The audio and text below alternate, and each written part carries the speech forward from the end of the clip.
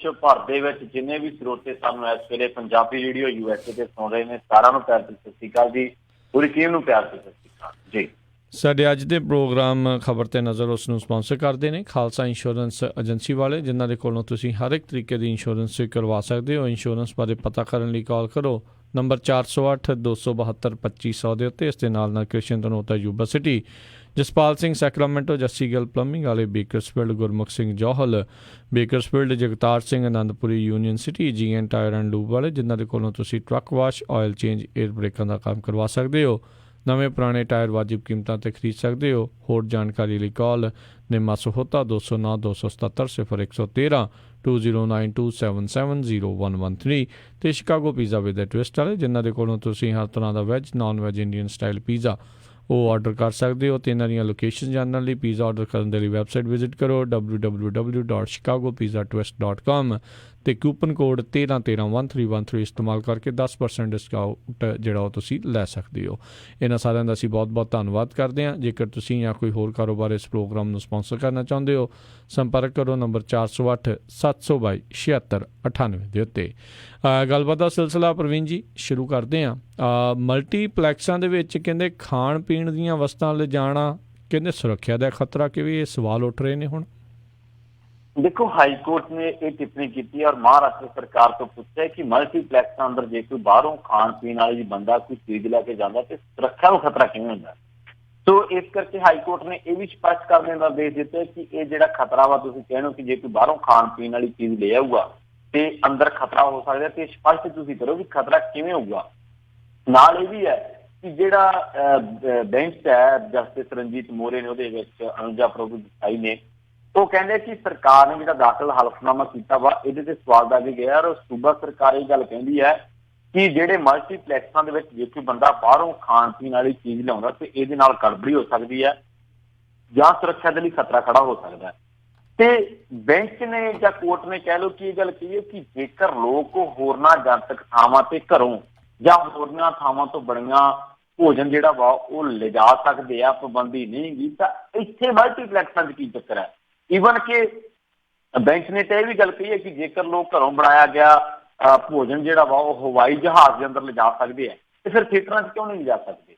ਸੋ ਮਲਟੀਪਲੈਕਸਾਂ ਅੰਦਰ ਜਿਹੜੀਆਂ ਖਾਣ ਪੀਣ ਦੀਆਂ ਵਸਤੂਆਂ ਵਿਕਦੀਆਂ, ਇਹ ਕਹਿੰਦੇ ਕਿ ਇਹਦੀ ਜਿਹੜੀ ਕੀਮਤ ਹੈ ਉਹ ਇੱਕ ਵਪਾਰਕ ਫੈਸਲਾ ਵਾ। ਜਿਹੜੇ ਐਸੋਸੀਏਸ਼ਨ ਦੇ ਮਲਟੀਪਲੈਕਸ ਮਾਲਕਾਂ ਐਸੋਸੀਏਸ਼ਨ ਦੇ ਵਕੀਲ ਨੇ, ਇਕਬਾਲ ਚਾਗਲਾ ਉਹਨਾਂ ਦਾ ਨਾਮ ਆ, ਤੇ ਬੈਂਚ ਵੱਲੋਂ ਇਸ ਮਾਮਲੇ 'ਚ ਅਗਲੀ ਸੁਣਵਾਈ ਹੋਣੀ 3 ਦਸੰਬਰ ਨੂੰ। ਅਸਲ ਵਿੱਚ ਮਸਲਾ ਕੀ ਹੈ, ਜਿਹੜੀਆਂ ਮਲਟੀਪਲੈਕਸ ਅੰਦਰ ਜਿੰਨੇ ਵੀ ਦੁਕਾਨਾਂ ਨੇ ਜਾਂ ਸ਼ੋਰੂਮਸ ਨੇ, ਉਹ ਜਿਹੜਾ ਤੈਅ ਆ MRP ਆ ਉਹਦੇ ਤੋਂ ਕਿਤੇ ਜ਼ਿਆਦਾ ਕੀਮਤ ਦੇ ਵਿੱਚ ਸਮਾਨ ਵੇਚਦੇ। ਇੰਡੀਆ ਦੇ ਵਿੱਚ, ਪੂਰੇ ਇੰਡੀਆ, ਇਕੱਲੇ ਬੰਬੇ ਦਾ ਨਹੀਂ, ਪੂਰੇ ਇੰਡੀਆ ਦਾ ਇਹੀ ਹਾਲ ਹੈ। ਇੱਕ ਪੈਪਸੀ ਦੀ ਬੋਤਲ ਜਾਂ ਕੋਕ ਦੀ ਬੋਤਲ ਜਾਂ ਠੰਡੇ ਪਾਣੀ ਦੀ ਬੋਤਲ ਜਿਹੜੀ ਆ ਉਹ ਤਕਰੀਬਨ ਡੇਢ ਗੁਣਾ ਮਿਲਦੀ ਹੈ। ਇੱਕ ਪੌਪਕੌਰਨ ਦਾ ਲਿਫਾਫਾ ਵਾ ਜਿਹੜਾ ਉਹ ਬੜੀ ਮਹਿੰਗੇ ਰੇਟ ਤੇ ਮਿਲਦਾ ਵਾ। ਪਰ ਸਰਕਾਰ ਕਹਿੰਦੀ ਹੈ ਜਾਂ ਕੋਰਟ, ਸਰਕਾਰ ਤਾਂ ਮਲਟੀਪਲੈਕਸਾਂ ਵਾਲੀ ਸਾਈਡ ਲਈ ਬੈਠੀ, ਉਹ ਕਹਿੰਦੇ ਜੀ ਰਹਿਣ ਦੇ, ਤੁਸੀਂ ਇਸ ਮਸਲੇ ਦੇ ਨਾਲ ਨਾ ਪਾਓ, ਇਹ ਤਾਂ ਐਵੇਂ ਸੁਰੱਖਿਆ ਨੂੰ ਖਤਰਾ ਹੋ ਸਕਦਾ ਹੈ, ਵਿਵਾਦ ਖੜਾ ਹੋ ਸਕਦਾ। ਸਰਕਾਰ ਤਾਂ ਮਲਟੀਪਲੈਕਸ ਵਾਲਿਆਂ ਦੀ ਪਿੱਠ ਦੇ ਉੱਤੇ ਹੈ, ਪਰ ਜਿਹੜੀ ਅਦਾਲਤ ਆ ਉਹ ਕਹਿੰਦੀ ਹੈ ਕਿ ਕਸਟਮਰ ਦੇ ਰਾਈਟ ਆ, ਉਹਦੇ ਰਾਈਟ ਇਹ ਆ, ਰਾਈਟ ਦੇ ਵਿੱਚ, ਹੱਕਾਂ ਦੇ ਵਿੱਚ ਇਹ ਗੱਲ ਹੈ ਕਿ MRP ਤੋਂ ਤੈਅਸ਼ੁਦਾ ਜਿਹੜੀ ਕੀਮਤ ਆ ਤੁਸੀਂ ਉਹਨੂੰ ਵੇਚ ਨਹੀਂ ਸਕਦੇ। ਸੋ ਇੱਕ ਤਰੀਕੇ ਨਾਲ ਲੋਕਾਂ ਦੀ ਛਿੱਲ ਲਾਉਣ ਦੇ ਉੱਤੇ ਰੋਕਥਾਮ ਆ। ਔਰ ਮੈਂ ਕਹਿਣਾ ਕਿ ਇਕੱਲੇ ਬੰਬੇ ਹਾਈ ਕੋਰਟ ਨਹੀਂ, ਇਹ ਸਾਰੇ ਸਟੇਟਾਂ ਦੀ ਹਾਈ ਕੋਰਟ ਨੂੰ ਇਸ ਚੀਜ਼ ਨੂੰ ਵਾਚਣਾ ਚਾਹੀਦਾ ਹੈ, ਤਾਂ ਜੋ ਲੋਕਾਂ ਦੀ ਜਿਹੜੀ ਲੁੱਟ ਹੁੰਦੀ ਹੈ ਮਨੋਰੰਜਨ ਦੇ ਨਾਮ ਤੇ, ਉਹ ਲੁੱਟ ਤੇ ਕਿਤੇ ਨਾ ਕਿਤੇ ਨਕੇਲ ਪਾਈ ਜਾ ਸਕੇ। ਪਰ ਸਾਹਮਣੇ ਜਦੋਂ ਇਹ ਗੱਲ ਬਾਹਰ ਹੈ ਕਿ ਸਰਕਾਰਾਂ ਮਲਟੀਪਲੈਕਸ ਵਾਲਿਆਂ ਦੀ ਸਮਰਥਨ ਦੇ ਵਿੱਚ ਕਿਉਂ ਨੇ, ਮਲਟੀਪਲੈਕਸ ਵਾਲਿਆਂ ਦੀ ਪਿੱਠ ਤੇ ਕਿਉਂ ਨੇ। ਜੀ ਮਲਟੀਪਲੈਕਸਾਂ ਦੀ ਗੱਲ ਚੱਲਦੀ ਹੈ, ਅਤੇ ਨਾਲ ਆਪਣੇ ਜਿਹੜੇ ਸਰੋਤੇ ਨੂੰ ਜ਼ਰੂਰ ਦਿਵਾਉਣਾ, ਜਿਹੜੇ ਦੱਸਣਾ ਚਾਹੁੰਦੇ ਆ ਵੀ ਕੱਲ੍ਹ ਪੰਜਾਬੀ ਰੇਡੀਓ USA ਦੇ ਹੀ ਜਿਹੜੇ ਟੀਮ ਮੈਂਬਰ ਮਿੰਟੂ ਗੁਰਸਰੀਆ, ਉਹਨਾਂ ਦੀ ਜਿਹੜੀ ਜੀਵਨੀ ਦੇ ਉੱਤੇ ਆਧਾਰਿਤ ਮੂਵੀ ਡਾਕੂਆਂ ਦਾ ਮੁੰਡਾ ਜਿਹੜੀ ਉਹ ਰਿਲੀਜ਼ ਹੋ ਰਹੀ ਆ। ਸੋ ਆਪ ਸਭ ਨੂੰ ਬੇਨਤੀ ਆ ਵੀ ਜਿਹੜੇ ਹੁਮਾ ਕੇ ਜ਼ਰੂਰ ਪਹੁੰਚੋ। ਅੱਜ ਦੇ ਹਾਲਾਤਾਂ ਦੇ ਵਿੱਚ ਅਜਿਹੇ ਪ੍ਰੇਰਨਾ ਸਰੋਤਾਂ ਦੀ ਜਿਹੜੀ ਜ਼ਰੂਰਤ ਆ, ਕਿੱਦਾਂ ਉਹ ਨਸ਼ਿਆਂ ਦੀ ਦਲਦਲ 'ਚੋਂ ਬਾਹਰ ਨਿਕਲੇ ਆ ਅਤੇ ਕਿੱਦਾਂ ਇੱਕ ਬਹੁਤ ਹੀ ਵਧੀਆ ਜੀਵਨ ਜਿਹੜਾ ਹੁਣ ਆਪਣਾ ਬਤੀਤ ਕਰ ਰਹੇ ਆ, ਅਤੇ ਬਹੁਤ ਸਾਰੇ ਲੋਕਾਂ ਦੇ ਉਹ ਪ੍ਰੇਰਨਾ ਦੇ ਸਰੋਤ ਨੇ। ਸੋ ਜ਼ਰੂਰ ਉਹਨਾਂ ਦੀ ਜੀਵਨੀ 'ਤੇ ਬਣੀ ਜਿਹੜੀ ਮੂਵੀ ਜਿਸ ਦੇ ਵਿੱਚ ਦੇਵ ਖਰੋੜ ਜਿਹੜੀ ਭੂਮਿਕਾ ਨਿਭਾ ਰਹੇ ਨੇ ਮਿੰਟੂ ਗੁਲਸਰੀਆ ਹੋਣਾ ਦੀ, ਉਹ ਮੂਵੀ ਡਾਕੂਆਂ ਦਾ ਮੁੰਡਾ ਜਿਹੜੀ ਕੱਲ੍ਹ ਰਿਲੀਜ਼ ਹੋਣੀ ਆ, ਉਸ ਦੇ ਵਿੱਚ ਜਿਹੜੇ ਜ਼ਰੂਰ ਹੁਮ ਕੇ ਪਹੁੰਚੋ ਅਤੇ ਆਪਾਂ ਅਜਿਹੀਆਂ ਪੋਜ਼ੀਟਿਵ ਮੂਵੀਆਂ ਜਿਹੜੀਆਂ ਆ ਉਹਨਾਂ ਦੇ ਵੱਲ ਨੂੰ ਅਤੇ ਉਹਨਾਂ ਤੋਂ ਜਿਹੜਾ ਕੁਛ ਨਾ ਕੁਛ ਆਪਾਂ ਸਬਕ ਲੈ ਸਕੀਏ। ਅਤੇ ਪ੍ਰਵੀਨ ਜੀ, ਆਪਾਂ ਅਗਲੀ ਜਿਹੜੀ ਆ ਖਬਰ ਉਸ ਦੇ ਵੱਲ ਵੱਧਦੇ ਹਾਂ। ਕਹਿੰਦੇ ਮੀਡੀਆ ਦੀ ਆਜ਼ਾਦੀ ਬਾਰੇ ਦੇਸ਼ ਨੂੰ ਭਰੋਸਾ ਦਿਵਾਇਆ ਜਾਵੇ, ਐਡੀਟਰਜ਼ ਗਿਲਡ ਦੇ ਵੱਲੋਂ ਆਖਿਆ ਗਿਆ। ਜਿਹੜਾ ਐਡੀਟਰ ਗਿਲਡ ਨੇ ਜੀ, ਉਹ ਇਹ ਗੱਲ ਕਹਿੰਦਾ ਜਿਹੜੇ ਟੀਵੀ ਚੈਨਲਾਂ ਦੇ ਸੀਨੀਅਰ ਪੱਤਰਕਾਰਾਂ ਨੇ ਨੌਕਰੀ ਛੱਡੀ ਹੈ ਤੇ ਸਿਰਫ ਇਸ ਕਰਕੇ ਛੱਡਣੀ ਪਈ ਕਿ ਸਰਕਾਰ ਦੀ ਨੁਕਤਾਚੀਨੀ ਕਰਦੇ ਸੀਗੇ, ਤੇ ਉਹ ਜਿਹੜੇ ਨੁਕਤਾਚੀਨੀ ਕਰਨ ਵਾਲੇ ਪ੍ਰੋਗਰਾਮ ਸੀਗੇ ਉਹਦਾ ਬ੍ਰੌਡਕਾਸਟ ਜਿਹੜਾ ਵਾ ਬ੍ਰੌਡਕਾਸਟ ਹੈ, ਉਹ ਸਿਗਨਲਾਂ ਨੂੰ ਬੰਦ ਕਰਵਾਉਣ ਦੇ ਯਤਨਾਂ ਦਾ ਸਖਤ ਨੋਟਿਸ ਲੈਂਦੇ ਆ। ਮੀਡੀਆ ਦੇ ਕੰਮਕਾਜ ਦੇ ਵਿੱਚ ਸਰਕਾਰ ਵੱਲੋਂ ਦਖਲਅੰਦਾਜ਼ੀ ਦੀਆਂ ਕੋਸ਼ਿਸ਼ਾਂ ਦੀ ਤਿੱਖੀ ਨੁਕਤਾਚੀਨੀ ਕੀਤੀ ਹੈ ਐਡੀਟਰ ਗਿਲਡ ਆਫ ਇੰਡੀਆ ਨੇ। ਇਹ ਜਿਹੜਾ ਐਡੀਟਰ ਗਿਲਡ ਆਫ ਇੰਡੀਆ ਵਾ ਬਹੁਤ ਵੱਡੀ ਸਰਮੌਰ ਜਥੇਬੰਦੀ ਹੈ ਪੱਤਰਕਾਰਾਂ ਦੀ, ਔਰ ਨਾਲ ਹੀ ਹੈ ਕਿ ਜਿਹੜੀ ਪ੍ਰੈਸ ਦੀ ਆਜ਼ਾਦੀ ਨੂੰ ਕੁਚਲਣ ਦੇ ਜਿਹੜੇ ਕੋਝੇ ਯਤਨ ਕਰਨ ਵਾਲਿਆਂ ਦੇ ਖਿਲਾਫ ਸਰਕਾਰ ਤੋਂ ਢੁਕਵੀਂ ਕਾਰਵਾਈ ਦੀ ਮੰਗ ਕੀਤੀ ਹੈ ਕਿ ਮੀਡੀਆ ਮਾਲਕਾਂ ਨੂੰ ਸਰਕਾਰ ਜਾਂ ਹੋਰਨਾਂ ਤਾਕਤਾਂ ਵੱਲੋਂ ਪਾਏ ਜਾਂਦੇ ਸਿਆਸੀ ਦਬਾਅ ਅੱਗੇ ਨਾ ਝੁਕਣ ਦੀ ਅਪੀਲ ਕੀਤੀ ਹੈ। ਜਦੋਂ ਮੈਂ ਖਬਰ ਪੜ੍ਹ ਰਿਹਾ ਸੀ ਤਾਂ ਤੁਹਾਨੂੰ ਇਹ ਨਹੀਂ ਲੱਗ ਰਿਹਾ ਸੀਗਾ ਕਿ ਜਿਵੇਂ ਕੋਈ ਬੰਦਾ ਸ਼ੇਰ ਦੇ ਮੂਹਰੇ ਖੜ ਕੇ ਆਖੇ ਕਿ ਮੇਰਾ ਸ਼ਿਕਾਰ ਨਾ ਕਰੀ, ਤੁਹਾਨੂੰ ਏਦਾਂ ਦਾ ਨਹੀਂ ਪ੍ਰਤੀਤ ਹੋਇਆ? ਕਿਉਂਕਿ ਐਡੀਟਰ ਗਿਲਡ ਆਫ ਇੰਡੀਆ ਸਰਕਾਰ ਨੂੰ ਕਹਿ ਰਹੀ ਹੈ ਕਿ ਜੀ ਜਿਹੜਾ ਆਪਾਂ ਕਹਿ ਲਈਏ ਕਿ ਸਿਆਸੀ ਕਰਨਾ ਹੈ ਜਾਂ ਜਿਹੜੇ ਮੀਡੀਆ ਅਦਾਰਿਆਂ ਨੂੰ ਚਲਾਉਣ ਵਾਲੇ ਲੋਕ ਨੇ ਉਹਨਾਂ ਤੇ ਦਬਾਅ ਨਾ ਪਾਇਆ ਜਾਵੇ, ਔਰ ਉਸੇ ਸਰਕਾਰ ਤੇ ਐਲੀਗੇਸ਼ਨ ਲੱਗਦੇ ਆ ਕਿ ਜੀ ਗੋਦੀ ਮੀਡੀਆ। ਸਰਕਾਰ ਤੇ ਐਲੀਗੇਸ਼ਨ ਤੇ ਇਹੀ ਲੱਗਦੇ ਨੇ ਕਿ ਮੀਡੀਆ ਦਾ ਜਿਹੜਾ ਢਾਂਚਾ ਹੈ ਜਾਂ ਮੀਡੀਆ ਦੇ ਕੰਮਕਾਜ ਦਾ ਤਰੀਕਾ ਉਹਨੂੰ ਬਦਲਣ ਦੀ, ਉਹਨੂੰ ਆਪਣੇ ਵੱਲ ਕਰਨ ਦੀ ਕੋਸ਼ਿਸ਼ ਹੋ ਰਹੀ ਹੈ। ਸੋ ਇੱਕ ਤਰੀਕੇ ਨਾਲ ਐਡੀਟਰ ਗਿਲਡ ਆਫ ਇੰਡੀਆ ਸਰਕਾਰ ਦੀ ਤਰਫ ਤੋਂ ਇਹ ਮੰਗ ਕਰ ਰਿਹਾ ਕਿ ਜੀ ਬੰਦ ਕੀਤਾ ਜਾਵੇ, ਜਦਕਿ ਉਸੇ ਐਡੀਟਰ ਗਿਲਡ ਆਫ ਇੰਡੀਆ ਦੇ ਜਿਹੜੇ ਦੂਜੇ ਸਾਥੀ ਪੱਤਰਕਾਰ ਆ ਉਹ ਦੱਬੀ ਆਵਾਜ਼ ਤਾਂ ਨਹੀਂ ਮੈਂ ਕਹਿ ਸਕਦਾ, ਪਰ ਬੁਲੰਦ ਆਵਾਜ਼ ਦੇ ਵਿੱਚ ਜ਼ਰੂਰ ਕਹੂੰਗਾ ਇਹੀ ਐਲੀਗੇਸ਼ਨ ਆਉਂਦਾ ਕਿ ਸਰਕਾਰ ਜਿਹੜੀ ਹੈ ਉਹ ਕਿਤੇ ਨਾ ਕਿਤੇ ਮੀਡੀਆ ਦੀ ਸੰਗੀ ਦੱਬਣ ਦਾ ਯਤਨ ਕਰਦੀ ਹੈ। ਤੁਹਾਨੂੰ ਮੈਂ 4-5 ਮਿਸਾਲਾਂ ਜ਼ਰੂਰ ਦੇਣੀਆਂ ਚਾਹੂੰਗਾ। ਪਹਿਲੀ ਗੱਲ ਤਾਂ ਹੈ ਕਿ ਬੜੇ ਵੱਡੇ ਪੱਤਰਕਾਰ ਨੇ ਪੂਰੇ ਇੰਡੀਆ ਦੇ ਵਿੱਚ ਜਾਣੇ ਪਹਿਚਾਣੇ, ਰਵੀਸ਼ ਕੁਮਾਰ, ਉਹਨਾਂ ਦੇ ਉੱਤੇ ਕਿੰਨੇ ਪ੍ਰੈਸ਼ਰ ਪਾਏ ਗਏ। ਇੱਕ ਵਾਰ ਟੈਲੀਵਿਜ਼ਨ ਵੀ ਬਲੈਕ ਆਊਟ ਹੋ ਗਿਆ ਸੀਗਾ। ਸੈਕੰਡ ਥਿੰਗ ਹੈ ਕਿ ਗੌਰੀ ਲੰਕੇਸ਼ ਇੱਕ ਬਹੁਤ ਦਲੇਰ ਪੱਤਰਕਾਰ ਸੀ, ਉਹਦਾ ਕਤਲ ਹੋ ਗਿਆ।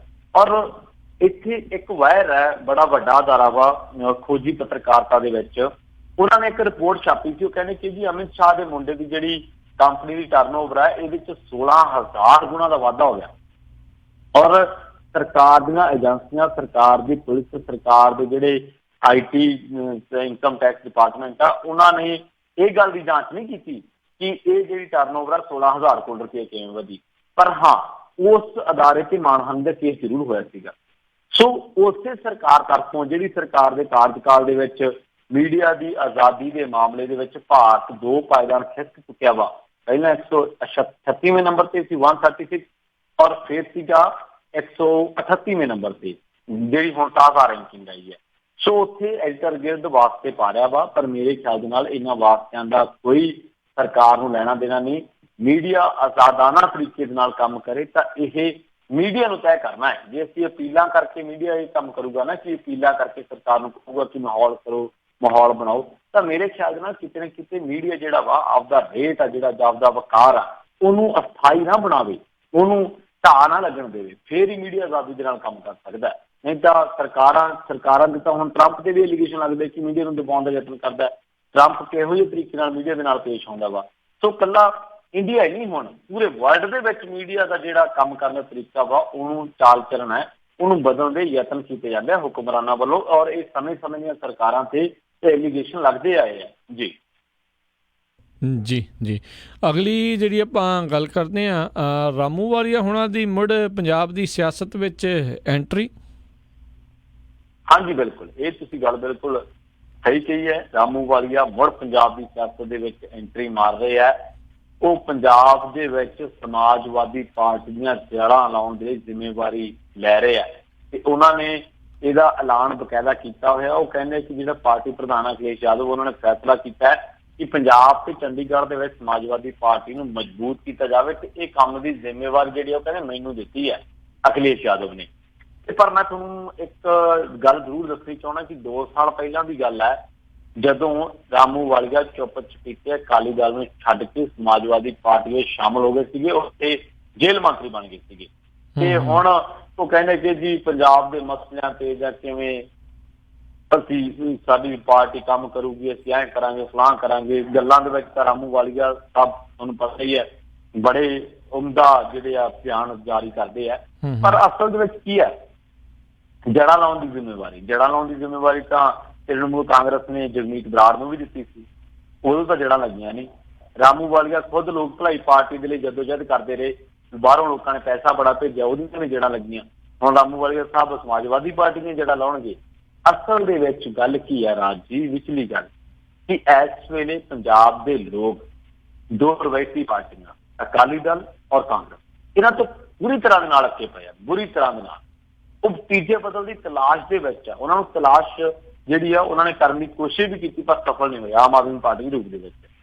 ਹੁਣ ਇਹ ਜਿਹੜਾ ਤੀਜਾ ਬਦਲ ਹੈ, ਇਹਦਾ ਥਾਂ ਲੈਣ ਦੇ ਲਈ ਵੱਖ-ਵੱਖ ਲੋਕ ਆ ਜਿਹੜੇ ਉਹ ਹੱਥ ਪੈਰ ਮਾਰ ਰਹੇ ਆ। ਦੇਖੋ, ਲੋਕ ਇਨਸਾਫ ਪਾਰਟੀ ਹੈ ਬੈਂਸਲਾਵਾਂ ਦੀ, ਫਿਰ ਖਹਿਰਾ ਧੜਾ ਅੱਡ ਹੋ ਚੁੱਕਿਆ ਵਾ, ਫਿਰ ਇਸੇ ਤਰ੍ਹਾਂ ਰਾਮੂ ਵਾਲੀਆ ਸਾਹਿਬ, ਫਿਰ ਤ੍ਰਿਣਮੂਲ ਕਾਂਗਰਸ ਜੋ ਲਾ ਕੇ ਹਟ ਗਈ।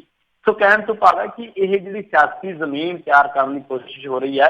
ਮੈਨੂੰ ਨਹੀਂ ਲੱਗਦਾ ਕਿ ਹੁਣ ਇਹ ਜਿਹੜੇ ਪੁਰਾਣੇ ਲੋਕ ਜਾਂ ਰਵਾਇਤੀ ਹੱਕਦਾਨ ਹੈ ਲੋਕ ਉਹਨਾਂ ਦੇ ਵਿੱਚ ਕੋਈ ਦਿਲਚਸਪੀ ਲੈਣਗੇ। ਹਾਂ, ਹਰੇਕ ਬੰਦੇ ਨੂੰ ਰਾਈਟ ਹੈ ਆਪਣੀ ਕੋਸ਼ਿਸ਼ ਕਰਨ ਦਾ, ਉਸ ਰਾਈਟ ਦੀ ਆਪਾਂ ਰਾਮੂ ਵਾਲੀਆ ਸਾਹਿਬ ਨੂੰ ਇਹ ਨਹੀਂ ਕਹਿ ਸਕਦੇ ਕਿ ਤੁਸੀਂ ਨਾ ਯੂਜ਼ ਕਰੋ, ਪਰ ਹੁਣ ਜਿਹੜੇ ਪੁਰਾਣੇ ਚਿਹਰੇ ਆ ਮੇਰਾ ਖਿਆਲ ਹੈ ਕਿ ਬੀਤੇ ਸਮੇਂ ਦੀਆਂ ਗੱਲਾਂ ਹੋ ਚੁੱਕੇ ਆ। ਜੀ ਅਗਲੀ ਗੱਲ ਕਰਦੇ ਹਾਂ, ਬਰਗਾੜੀ ਕਾਂਡ ਦੇ ਦੋਸ਼ੀਆਂ ਨੂੰ ਬਚਾਉਣ 'ਚ ਜੁਟੀ ਹੈ ਕੈਪਟਨ ਸਰਕਾਰ, ਸੁਖਪਾਲ ਖਹਿਰਾ ਦਾ ਬਿਆਨ। ਹਾਂਜੀ ਬਿਲਕੁਲ, ਸੁਖਪਾਲ ਖਹਿਰਾ ਨੇ ਬੜੇ ਤਕੜੇ ਐਲੀਗੇਸ਼ਨ ਲਾਏ ਨੇ ਔਰ ਉਹ ਕਹਿੰਦੇ ਆ ਕਿ ਅਸੀਂ ਜੇ ਬਰਗਾੜੀ ਕਾਂਡ ਦੇ ਜਿਹੜੇ ਦੋਸ਼ੀ ਆ ਉਹਨਾਂ ਨੂੰ ਗ੍ਰਿਫਤਾਰ ਕਰਨ ਦੀ ਮੰਗ ਨੂੰ ਲੈ ਕੇ ਰਾਜਪਾਲ ਨੂੰ ਮਿਲਾਂਗੇ, ਤੇ ਨਾਲ ਹੀ ਉਹ ਕਹਿੰਦੇ ਕਿ ਗਵਰਨਰ ਨੂੰ ਮਿਲ ਕੇ ਪੰਜਾਬ ਵਿਧਾਨ ਸਭਾ ਦਾ ਜਿਹੜਾ ਵਿਸ਼ੇਸ਼ ਸੈਸ਼ਨ ਸੱਦਣ ਦੀ ਮੰਗ ਵੀ ਕਰਾਂਗੇ। ਤੇ ਉਹ 2-3 ਹਵਾਲੇ ਦੇ ਰਹੇ ਆ। ਉਹ ਕਹਿੰਦੇ ਕਿ ਜਸਟਿਸ ਰਣਜੀਤ ਸਿੰਘ ਕਮਿਸ਼ਨ ਦੀ ਰਿਪੋਰਟ ਆਈ ਸੀ, ਜਦੋਂ ਇਹਦੀ ਰਿਪੋਰਟ ਆਉਣ ਦੇ ਬਾਵਜੂਦ ਇਸ ਤੇ ਕੋਈ ਐਕਸ਼ਨ ਨਹੀਂ ਲਿਆ ਗਿਆ। ਤੇ ਨਾਲ ਹੀ ਉਹ ਕਹਿੰਦੇ ਕਿ ਕੈਪਟਨ ਸਰਕਾਰ ਜਿਹੜੀ ਆ ਉਹ ਅਕਾਲੀ ਦਲ ਦੀ ਸਰਕਾਰ ਵਾਂਗੂ ਦੋਸ਼ੀਆਂ ਨੂੰ ਬਚਾਉਣ ਦੀ ਕੋਸ਼ਿਸ਼ ਕਰ ਰਹੀ ਹੈ ਤਾਂ ਕਿ ਬਰਗਾੜੀ ਕਾਂਡ ਦੇ ਦੋਸ਼ੀ ਫੜੇ ਨਾ ਜਾਣ। ਤੇ ਖਹਿਰਾ ਨੇ ਮੰਗ ਕੀਤੀ ਹੈ ਕਿ ਜਿਹੜੇ ਬੇਦੋਸ਼ੀ ਸਿੱਖ ਨੌਜਵਾਨਾਂ ਤੇ ਗੋਲੀ ਚਲਾਈ ਹੈ, ਜਿਹੜੇ 2 ਨੌਜਵਾਨ ਸ਼ਹੀਦ ਹੋਏ ਆ, ਉਹਨਾਂ ਦੇ ਵਿੱਚ ਪੰਜਾਬ ਪੁਲਿਸ ਦੇ ਮੁਲਾਜ਼ਮਾਂ ਦੇ ਖਿਲਾਫ ਨਾਵਾਂ ਸਹਿਤ ਪਰਚਾ ਹੋਵੇ। ਇਹ ਮੰਗ ਕੀਤੀ ਉਹਨਾਂ ਨੇ। ਤੇ ਨਾਲ ਹੀ ਉਹ ਕਹਿੰਦੇ ਕਿ ਕੈਪਟਨ ਸਾਹਿਬ ਜਿਹੜਾ ਸਟੈਂਡ ਸਪਸ਼ਟ ਕਰਨ ਕਿ ਕਦੇ ਤਾਂ ਕਹਿੰਦੇ ਆ ਕਿ ਜੀ ਸੀਬੀਆਈ ਜਿਹੜੀ ਉਹ ਜਾਂਚ ਨੂੰ ਲਮਕਾ ਸਕਦੀ ਹੈ, ਇਸ ਕਰਕੇ ਬਹੁਤੇ ਮਸਲਿਆਂ ਦੇ ਵਿੱਚ ਸੀਬੀਆਈ ਜਾਂਚ ਦੀ ਲੋੜ ਨਹੀਂ। ਕਦੇ ਕਹਿੰਦੇ ਕਿ ਹੁਣ ਜੇ ਅਸੀਂ ਸੀਬੀਆਈ ਨੂੰ ਜਾਂਚ ਦਿੱਤੀ ਹੈ ਜਿਹੜੇ ਬਹਿਬਲ ਕਲਾਂ ਗੋਲੀ ਕਾਂਡ ਹੈ, ਤਾਂ ਕਹਿੰਦੇ ਕਿ ਇਹ ਜਾਂਚ ਠੰਡੇ ਵਕਤ ਦੇ ਵਿੱਚ ਪਾਉਣ ਲਈ ਦਿੱਤੀ। ਉਹਨਾਂ ਨੇ ਸਿੱਧੇ ਕੈਪਟਨ ਸਾਹਿਬ ਤੇ ਐਲੀਗੇਸ਼ਨ ਲਾਏ ਆ। ਨਾਲ ਹੀ ਇਹ ਕਿਹਾ ਕਿ ਜਿਹੜਾ ਸੀਬੀਆਈ ਜਾਂਚ ਦੇ ਵਿੱਚ ਜਿਹੜੇ ਕੈਪਟਨ ਸਾਹਿਬ ਕਹਿੰਦੇ ਕਿ ਕਾਫੀ ਟਾਈਮ ਲੱਗਦਾ, ਪਰ ਬਹੁਤੇ ਮਸਲਿਆਂ ਦੀਆਂ ਜਿਹੜੀਆਂ ਜਾਂਚਾਂ ਨੇ ਉਹ ਸੀਬੀਆਈ ਦੇ ਹਵਾਲੇ ਕਰਨ ਦੀ ਗੱਲ ਕਰ ਰਹੇ, ਜਿਵੇਂ ਕਿ ਬਹਿਬਲ ਕਲਾਂ ਗੋਲੀ ਕਾਂਡ। ਹੁਣ ਉਹ ਕਹਿੰਦੇ ਕਿ ਇਸ ਵੇਲੇ ਪੰਜਾਬ ਪੁਲਿਸ ਉੱਤੇ ਕੈਪਟਨ ਸਰਕਾਰ ਦਾ ਹੱਥ ਠੋਕਾ ਬਣ ਕੇ ਕੰਮ ਕਰ ਰਹੀ ਆ, ਜਿਵੇਂ ਕਿ ਕਿਸੇ ਟਾਈਮ ਬਾਦਲਾਂ ਦਾ ਹੱਥ ਠੋਕਾ ਸੀ ਪੰਜਾਬ ਪੁਲਿਸ। ਤੇ ਨਾਲ ਹੀ ਉਹਨਾਂ ਨੇ ਕਿਹਾ ਵਾ ਕਿ ਜਿਸ ਤਰੀਕੇ ਨਾਲ ਜਦੋਂ ਮੌੜ ਬੰਬ ਬਲਾਸਟ ਦੀ ਜਿਹੜੀ ਜਾਂਚ ਸੀਗੀ ਉਹ ਜਦੋਂ ਡੇਰੇ ਨਾਲ ਜੁੜ ਗਈ ਤੇ ਉਹ ਜਾਂਚ ਸਲੋ ਹੋ ਗਈ। ਫਿਰ ਉਹ ਕਹਿੰਦੇ ਕਿ ਜਿਹੜਾ ਮੌੜ ਬੰਬ ਬਲਾਸਟ ਹੈ ਇਹਨੂੰ ਆਮ ਆਦਮੀ ਪਾਰਟੀ ਦੀ ਸਾਜ਼ਿਸ਼ ਦੱਸ ਕੇ ਸ਼ਹਿਰੀ ਵੋਟਰਾਂ ਨੂੰ ਡਰਾਉਣ ਦੀ ਉਸ ਵੇਲੇ ਕੋਸ਼ਿਸ਼ ਵੀ ਕੀਤੀ ਗਈ ਸੀ ਤੇ ਅਕਾਲੀ ਦਲ ਨੂੰ ਡੇਰੇ ਸਿਰਸੇ ਨੇ ਸਿੱਧੀ ਹਮਾਇਤ ਦਿੱਤੀ ਸੀ, ਮਤਲਬ ਕਿ ਸਿੱਧੇ ਐਲੀਗੇਸ਼ਨ। ਪਰ ਇੱਕ ਲੌਜੀਕਲੀ ਗੱਲ ਤੁਹਾਨੂੰ ਮੈਂ ਵੀ ਦੱਸ ਦਿੰਦਾ ਵਾਂ ਕਿ ਜੇਕਰ ਕੋਟਕਪੂਰਾ ਲਾਠੀ ਚਾਰਜ ਮਸਲੇ ਦੇ ਵਿੱਚ, ਕੋਟਕਪੂਰਾ ਕਾਂਡ ਦੇ ਮਸਲੇ ਦੇ ਵਿੱਚ ਦੋਸ਼ੀਆਂ ਦੇ ਖਿਲਾਫ 307 ਦਾ ਪਰਚਾ ਹੋ ਸਕਦਾ ਹੈ, ਤਾਂ ਫਿਰ ਕੀ ਬਹਿਬਲ ਕਲਾਂ ਗੋਲੀ ਕਾਂਡ ਮਸਲੇ ਦੇ ਵਿੱਚ 302 ਦਾ ਪਰਚਾ ਨਹੀਂ ਹੋ ਸਕਦਾ? ਸੋ ਦੱਸਦੇ ਆ ਅੰਦਰਲੀਆਂ ਜਿਹੜੀਆਂ ਸੂਤਰ ਨੇ, ਉਹ ਕਹਿੰਦੇ ਕਿ ਜਦੋਂ ਡੀਜੀਪੀ ਸੁਰੇਸ਼ ਅਰੋੜਾ ਕੋਲ ਇਹ ਗੱਲ ਗਈ ਸੀਗੀ ਤਾਂ ਉਹਨਾਂ ਨੇ ਸਾਰੀ ਗੱਲ ਗੋਲ-ਮੋਲ ਕਰਤੀ ਕਿ ਮੁਲਾਜ਼ਮਾਂ ਨੂੰ ਇਸ ਤਰ੍ਹਾਂ ਨਹੀਂ ਕੀਤਾ ਜਾ ਸਕਦਾ, ਮੁਲਾਜ਼ਮਾਂ ਨੂੰ ਇਸ ਤਰੀਕੇ ਨਾਲ ਡਿਫੈਂਡ ਕੀਤਾ ਗਿਆ। ਇਹ ਇਕੱਲੇ ਇੱਕ ਮਸਲੇ 'ਚ ਨਹੀਂ ਗਾ ਕਿ ਜਦੋਂ ਕੈਪਟਨ ਸਾਹਿਬ ਦੀ ਸਰਕਾਰ ਉੱਤੇ ਮੁਲਾਜ਼ਮਾਂ ਦਾ ਪੱਖ ਲੈਣ ਦੇ ਦੋਸ਼ ਲੱਗੇ ਹੋਣ। ਸਿੰਜਾਈ ਘੁਟਾਲਾ ਚੱਲਿਆ ਸੀਗਾ, ਸਿੰਜਾਈ ਘੁਟਾਲੇ ਦੀ ਜਾਂਚ ਚੱਲ ਰਹੀ ਸੀ। ਉਹ ਜਿਹੜਾ ਗੁਰਿੰਦਰ ਭਾਪਾ ਠੇਕੇਦਾਰ ਸੀਗਾ ਉਹਦੇ ਤੇ ਉਹਨੇ ਬੜੇ ਤਕੜੇ ਖੁਲਾਸੇ ਕਰਤੇ ਸੀਗੇ, ਪਰ ਜਦੋਂ ਪਤਾ ਲੱਗਾ ਕਿ ਇਸ ਮਾਮਲੇ ਦੇ ਵਿੱਚ 3 IAS ਅਫਸਰ ਘਿਰਦੇ ਆ ਤੇ ਉਸ ਤੋਂ ਬਾਅਦ ਉਸ ਜਾਂਚ ਦੀ ਕੋਈ ਖਬਰ ਹੀ ਨਹੀਂ ਆਈ, ਸਿੰਜਾਈ ਘੁਟਾਲੇ ਦੀ ਕੋਈ ਖਬਰ ਹੀ ਨਹੀਂ ਆਈ ਲੋਕਾਂ ਨੂੰ।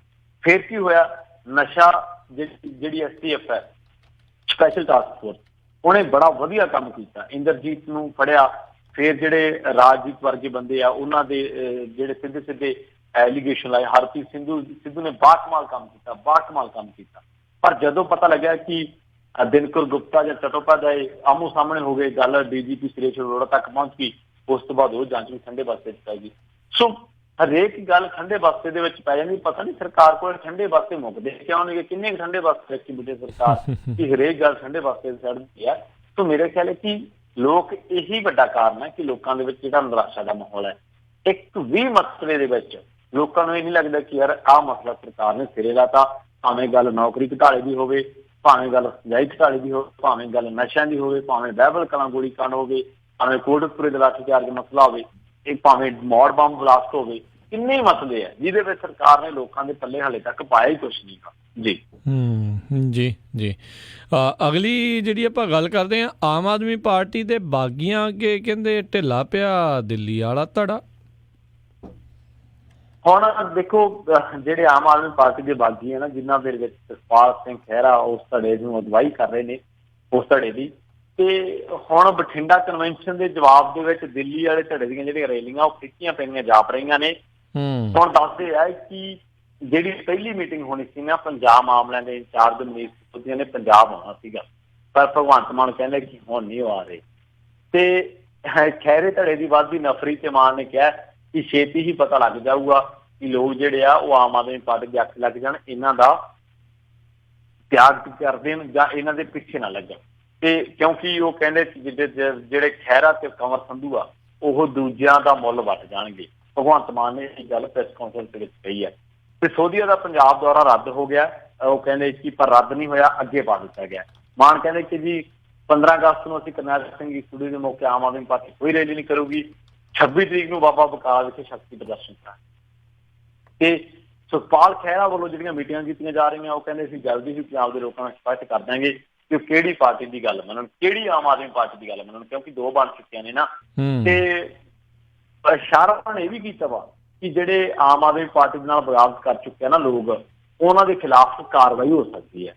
ਸੋ ਦੇਖੋ, ਦੌਰੇ ਅੱਗੇ ਪਾਉਣੇ, ਰੱਦ ਕਰਨੇ, ਜਾਂ ਜਿਹੜੇ ਕਰਨੈਲ ਸਿੰਘ ਸਟੂਡੀਓ ਦੇ ਮੌਕੇ ਆਮ ਆਦਮੀ ਪਾਰਟੀ ਨੇ ਕੋਈ ਰੈਲੀ ਨਾ ਕਰਨੀ, ਸ਼ਕਤੀ ਪ੍ਰਦਰਸ਼ਨ, ਰੈਲੀ ਨਾ ਕਰਨੀ, ਸ਼ਕਤੀ ਪ੍ਰਦਰਸ਼ਨ ਕਰਨਾ, ਇਹ ਜਿਹੜੀਆਂ ਗੱਲਾਂ ਨੇ ਦੋ, ਇਹ ਡਿਫਰੈਂਟ ਚੀਜ਼ਾਂ ਨੇ। ਕਿ ਰੈਲੀ ਨਾ ਕਰਕੇ ਬਚਣਾ ਚਾਹੁੰਦਾ ਵਾ ਇਹ ਧੜਾ, ਤੇ ਸ਼ਕਤੀ ਪ੍ਰਦਰਸ਼ਨ ਕਰਨ ਦਾ ਮੌਕਾ ਵੀ ਕਿਸੇ ਨਾ ਕਿਸੇ ਤਰੀਕੇ ਨਾਲ ਖਹਿਰਾ ਨੂੰ ਰੋਕਿਆ ਜਾਵੇ। ਪਰ ਤੁਸੀਂ ਸੋਸ਼ਲ ਮੀਡੀਆ ਤੇ ਵਿਜ਼ਿਟ ਕਰਦੇ ਹੋਵੋਗੇ, ਆਪਣੇ ਸਰੋਤੇ ਵਿਜ਼ਿਟ ਕਰਦੇ ਆ ਇਸ ਵੇਲੇ। ਮੈਂ ਇਹ ਨਹੀਂ ਕਹਿਣਾ ਕਿ ਸੁਖਪਾਲ ਸਿੰਘ ਖਹਿਰਾ ਜਿਹੜੇ ਆ ਉਹ ਬੜੇ ਤੇਜ਼ੀ ਦੇ ਨਾਲ ਅੱਗੇ ਵਧਦੇ ਆ, ਪਰ ਬਹੁਤੇ ਜਿਹੜੇ ਲੋਕ ਆ ਉਹ ਖਹਿਰੇ ਦੇ ਵਿੱਚ ਟਰੱਕ ਦਿਖਾ ਰਹੇ ਆ। ਕਿਉਂਕਿ ਖੁਲਾਸੇ ਜਦੋਂ ਤੋਂ ਹੋਣ ਲੱਗੇ ਆ, ਕੇਜਰੀਵਾਲ ਨੇ ਪਾਣੀਆਂ ਦੇ ਸਟੈਂਡ ਤੇ ਕਿਹਾ ਕਿ ਮੈਂ ਹੋਰਨਾਂ ਰਾਜਾਂ ਦੇ ਵਿੱਚ ਕੀ ਨੂੰ ਦਿਖਾਊਂਗਾ, ਤੁਸੀਂ ਚੁੱਪ ਕਰ ਦਿਓ। ਕੇਜਰੀਵਾਲ ਨੇ ਮਜੀਠੀ ਤੋਂ ਮਾਫੀ ਮੰਗੀ, ਲੋਕਾਂ ਦੇ ਮਨਾਂ ਤੋਂ ਲੈ ਗਿਆ। ਕੇਜਰੀਵਾਲ ਕਹਿੰਦਾ ਕਿ ਮੈਂ ਧਾਰਮਿਕ ਸਿਆਸਤ ਨਹੀਂ ਕਰਨੀ, ਧਰਮ ਦੇ ਮਸਲੇ ਦੇ ਵਿੱਚ ਇਹੀ ਬੰਦਾ ਡੇਰਿਆਂ 'ਚ ਗਿਆ, ਲੋਕਾਂ ਦੇ ਮਨੋਂ ਲੈ ਗਿਆ। ਤੇ ਕਹਿੰਦੇ ਸੀ ਜਾਤੀਵਾਦ ਦੀ ਸਿਆਸਤ ਨਹੀਂ ਕਰਨੀ, ਮੁੜ ਕੇ ਕਹਿੰਦੇ ਜੀ ਦਲਿਤ ਨੂੰ ਬਣਾਤਾ ਸੀ। ਸੋ ਇਹ ਜਿਹੜੀਆਂ ਘਟਨਾਕ੍ਰਮ ਵਿੱਚ ਐਪੀਸੋਡ ਦਰ ਐਪੀਸੋਡ ਵਾਪਰਦੇ ਗਏ ਨਾ, ਇਹਨਾਂ ਚੀਜ਼ਾਂ ਨੇ, ਖਹਿਰੇ ਨੇ ਨਹੀਂ ਲੋਕਾਂ ਨੂੰ ਆਖਿਆ ਕਿ ਮੇਰੇ ਮਗਰ ਲੱਗੋ, ਜਾਂ ਖਹਿਰੇ ਨੂੰ ਲੋਕ ਭਾਲ ਰਹੇ ਸੀਗੇ, ਇਹਨਾਂ ਚੀਜ਼ਾਂ ਨੇ ਮੋੜਾ ਕੱਟਣ ਵੱਲ ਲੋਕਾਂ ਨੂੰ ਮੇਰੇ ਖਿਆਲ ਨਾਲ ਮਜਬੂਰ ਕੀਤਾ ਵਾ ਜੀ। ਜੀ ਅਗਲੀ ਜਿਹੜੀ ਆਪਾਂ ਗੱਲ ਕਰਦੇ ਹਾਂ, ਗੋਦਲੇ ਪਿੰਡ ਵਿੱਚ ਵੜ ਕੇ ਦਿਖਾਉਣ ਵਿਜੇ ਸਾਂਪਲਾ, ਪਿੰਡ ਵਾਸੀ ਕਹਿਣ ਲੱਗੇ। ਹਾਂਜੀ ਬਿਲਕੁਲ, ਉਹ ਕਹਿੰਦੇ ਕਿ ਜਲੰਧਰ ਤੋਂ ਗੋਦਲਾ ਪਿੰਡ ਬੁੱਢਾਪੁਰ, ਜਿਹੜੇ ਵਿਜੇ ਸਾਂਪਲਾ ਜੀ ਨੇ ਸੰਸਦ ਮੈਂਬਰ, ਤੇ ਉਹਨਾਂ ਨੇ ਬੜੇ ਲੋਕ ਨਾਰਾਜ਼ ਨੇ ਉਹਨਾਂ ਦੇ ਨਾਲ। ਕਹਿੰਦੇ ਕਿ ਜੀ ਹੁਣ ਵੋਟ ਨਹੀਂ ਪਾਵਾਂਗੇ ਅਸੀਂ ਵਿਜੇ ਸਾਂਪਲਾ ਨੂੰ, ਕਿਸੇ ਵੀ ਹਾਲਤ ਦੇ ਵਿੱਚ ਵੋਟ ਨਹੀਂ ਪਾਵਾਂਗੇ। ਇਹ ਹੁਸ਼ਿਆਰਪੁਰ ਸ਼ਹਿਰ ਤੋਂ 70 ਕਿਲੋਮੀਟਰ ਦੂਰ ਪੈਂਦਾ ਹੈ, ਬੁੱਢਾਪੁਰ ਪਿੰਡ ਹੈ ਜਿਹੜਾ। ਤੇ ਇਹ ਜਿਹੜੀ ਸਕੀਮ ਹੈ ਕਿ ਗੋਦ ਲਓ ਭਾਈ ਤੁਸੀਂ ਪਿੰਡ, ਇਹ ਨਰਿੰਦਰ ਮੋਦੀ ਨੇ ਸ਼ੁਰੂ ਕੀਤੀ ਸੀਗੀ।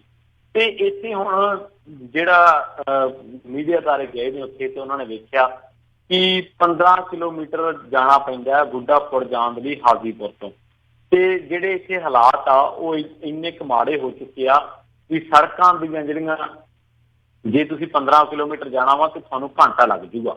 ਸੜਕ ਦਾ ਇੰਨਾ ਬੁਰਾ ਹਾਲ ਆ ਜਿਹੜੀ ਹਾਜੀਪੁਰ ਵਾਲੀ ਸੜਕ ਹੈ। ਦੂਜੀ ਇਹ ਹੈ ਕਿ ਲੋਕ ਕਹਿੰਦੇ ਉੱਥੋਂ ਦੇ ਸਿੱਧੇ, ਉਹ ਕਹਿੰਦੇ ਕਿ ਪਿੰਡ ਤਾਂ ਗੋਦ ਲੈ ਲਿਆ, ਪਰ ਹਾਲੇ ਤੱਕ ਪਿੰਡ 'ਚ ਐਮਪੀ ਸਾਹਿਬ ਵੜ ਕੇ ਨਹੀਂ ਵੇਖੇ ਵੀ ਕਿਵੇਂ ਵੜਦੇ ਆ, ਕਿਉਂਕਿ ਉਹ ਮਤਲਬ ਹਾਲੇ ਤੱਕ ਉਹਨਾਂ ਨੇ ਇਹ ਵੀ ਇੱਕ ਵੀ ਵਿਜ਼ਿਟ ਨਹੀਂ ਕੀਤੀ, ਨਾ ਉਹਨਾਂ ਦੇ ਕਿਸੇ ਅਧਿਕਾਰੀ ਨੇ, ਨਾ ਉਹਨਾਂ ਨੇ ਆਪ ਵਿਜੇ ਸਾਂਪਲਾ ਜੀ।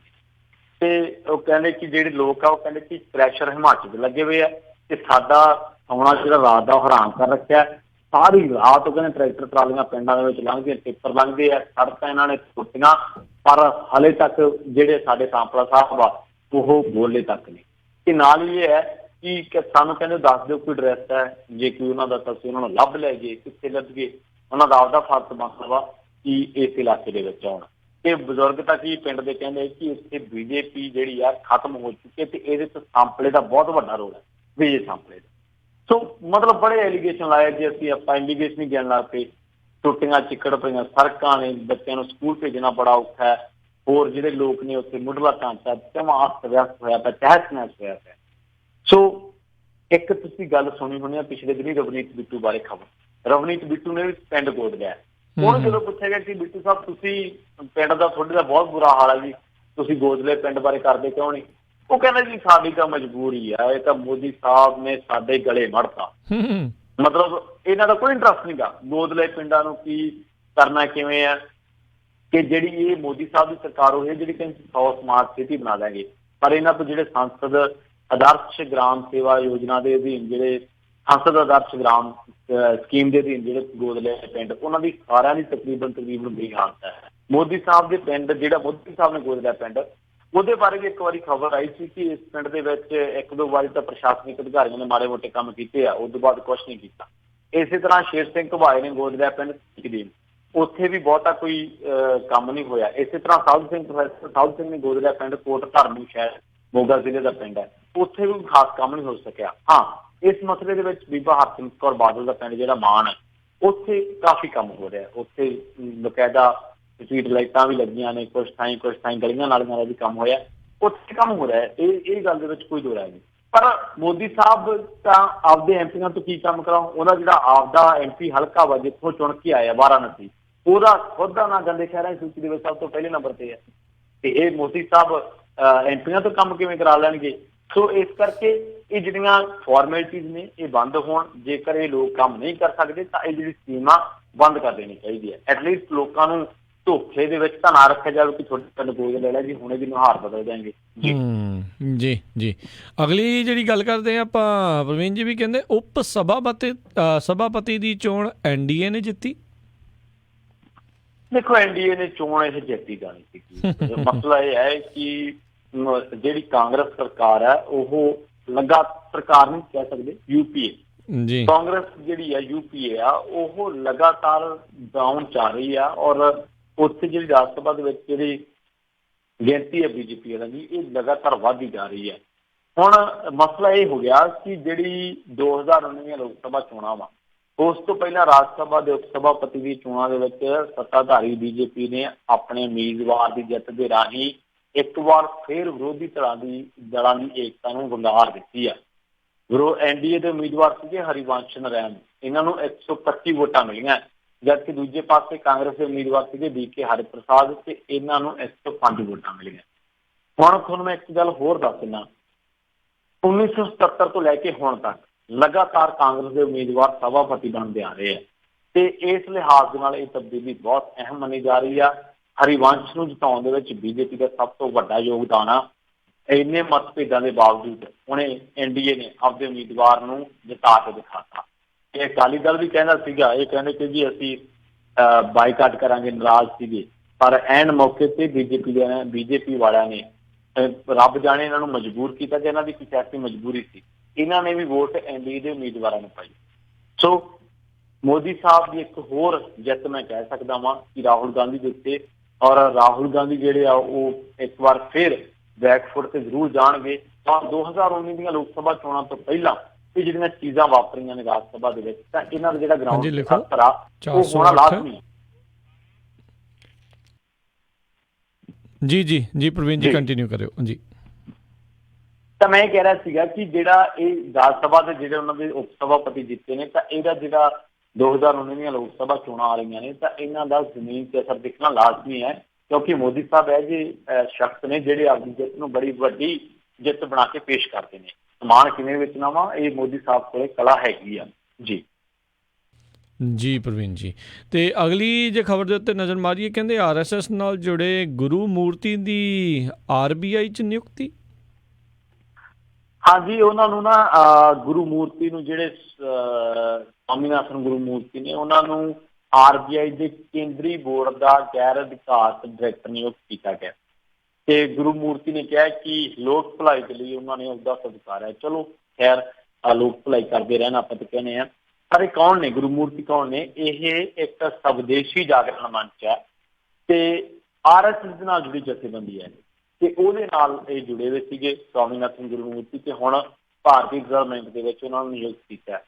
ਖੈਰ, ਇਹ ਕੋਈ ਪਹਿਲੀ ਦਫਾ ਨਹੀਂ ਹੈ ਰਾਜ ਜੀ। ਇਸ ਤੋਂ ਪਹਿਲਾਂ ਵੀ ਮੋਦੀ ਸਾਹਿਬ ਦੀ ਸਰਕਾਰ ਤੇ ਸਮੇਂ ਦਰ ਸਮੇਂ ਵੱਖ-ਵੱਖ ਜਿਹੜੀਆਂ ਵਿਭਾਗ ਨੇ, ਵੱਖ-ਵੱਖ ਜਿਹੜੀਆਂ ਜਥੇ ਅਦਾਰੇ ਨੇ ਕੰਮ ਕਰਨ ਵਾਲੇ, ਉਹਨਾਂ ਦੇ ਵਿੱਚ RSS ਦੇ ਜਿਹੜੇ ਬੰਦੇ ਆ, ਉਹਨਾਂ ਨੂੰ ਰੱਖਣ ਦਾ ਜਾਂ ਉਹਨਾਂ ਨੂੰ ਅਪੁਆਇੰਟ ਕਰਨ ਦੇ ਐਲੀਗੇਸ਼ਨ ਲੱਗਦੇ ਰਹੇ ਆ। ਇੱਕ ਚਰਚਾ ਇਹ ਵੀ ਹੈ, ਮੈਂ ਹਾਲੇ ਇਹ ਤਾਂ ਨਹੀਂ ਕਹਿ ਸਕਦਾ ਕਿ ਗੱਲ ਬਿਲਕੁਲ ਠੀਕ ਹੋ ਜੂਗੀ ਜਾਂ ਪੱਕੀ ਹੈ। ਜਿਹੜੇ ਰਕੇਸ਼ ਅਸਥਾਨਾ ਨੇ, ਜਿਹੜੇ CBI ਦੇ ਜਿਹੜੇ ਸਰਵਉੱਚ ਅਹੁਦੇ ਦੇ ਲਈ ਜਿਨ੍ਹਾਂ ਦਾ ਨਾਮ ਆ ਰਿਹਾ ਵਾ, ਤਾਂ ਉਹ ਵੀ, ਉਹਨਾਂ ਦਾ ਪਿਛੋਕੜ ਵੀ ਦੱਸਦਾ ਕਿ RSS ਦੇ ਨਾਲ ਮਿਲਦਾ ਜੁਲਦਾ ਵਾ। ਇਹ ਐਲੀਗੇਸ਼ਨ ਲੱਗਦੇ ਆ।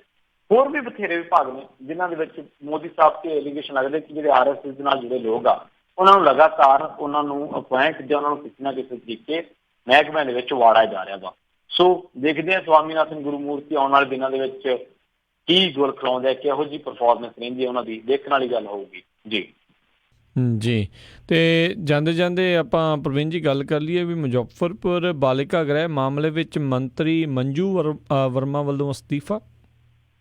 ਦੇਖੋ, ਬੜਾ ਦਬਾਅ ਪੈ ਗਿਆ ਸੀਗਾ। ਜਿਵੇਂ ਆਪਾਂ ਜ਼ਿਕਰ ਕਰਦੇ ਹਾਂ ਕਿ ਜਿਹੜਾ ਮੰਤਰੀ ਮੰਜੂ ਵਰਮਾ ਨੇ, ਇਹਨਾਂ ਦਾ ਜਿਹੜਾ ਪਤੀ ਹੈ ਚੰਦੇਸ਼ਵਰ ਵਰਮਾ, ਉਹ ਮੁਜ਼ੱਫਰਪੁਰ ਬਾਲਿਕਾ ਗ੍ਰਹਿ ਦੇ ਵਿੱਚ ਆਉਂਦਾ ਜਾਂਦਾ ਸੀਗਾ ਤੇ ਵਿਰੋਧੀ ਧਿਰਾਂ ਦਾ ਤੇ ਲੋਕਾਂ ਦਾ ਦਬਾਅ ਬਹੁਤ ਸੀ ਮੰਜੂ ਵਰਮਾ ਤੇ ਹੁਣ ਜਿਹੜੇ ਮੁੱਖ ਮੁਲਜ਼ਮਾਂ ਬਰਜੇਸ਼ ਠਾਕੁਰ, ਉਹਦੀਆਂ ਫੋਨ ਕਾਲਾਂ ਤੋਂ ਇਹ ਗੱਲ ਪਤਾ ਲੱਗੀ ਹੈ ਕਿ ਉਹਨੇ ਜਨਵਰੀ ਤੋਂ ਲੈ ਕੇ ਜੂਨ ਤੱਕ ਮੰਤਰੀ ਜਿਹੜੀ ਮੰਜੂ ਵਰਮਾ ਹੈ, ਇਹਦੇ ਪਤੀ ਚੰਦੇਸ਼ਵਰ ਵਰਮਾ ਦੇ ਨਾਲ 17 ਵਾਰ ਗੱਲਬਾਤ ਕੀਤੀ ਤੇ ਉਹ ਮੰਨ ਵੀ ਗਿਆ ਬੰਦਾ। ਪਰ ਉਹ ਕਹਿੰਦਾ ਕਿ ਜੀ ਗੱਲਬਾਤ ਜਿਹੜੀ ਸਿਆਸੀ ਮੁੱਦਿਆਂ ਤੇ ਕੇਂਦਰਿਤ ਹੁੰਦੀ ਸੀਗੀ।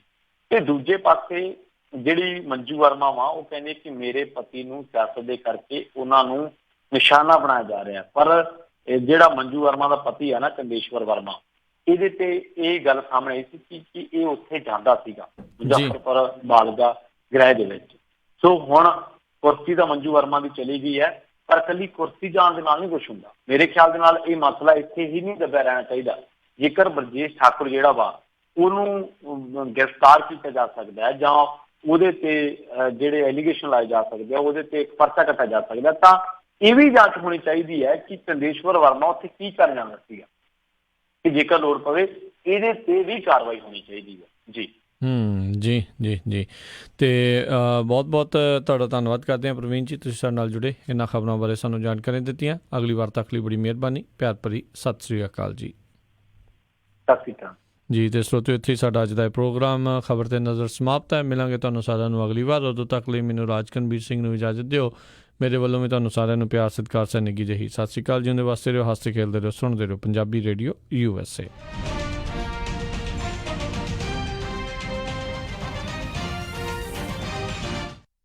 ਤੁਸੀਂ ਸੁਣ ਰਹੇ ਹੋ ਪੰਜਾਬੀ ਰੇਡੀਓ USA 1300 AM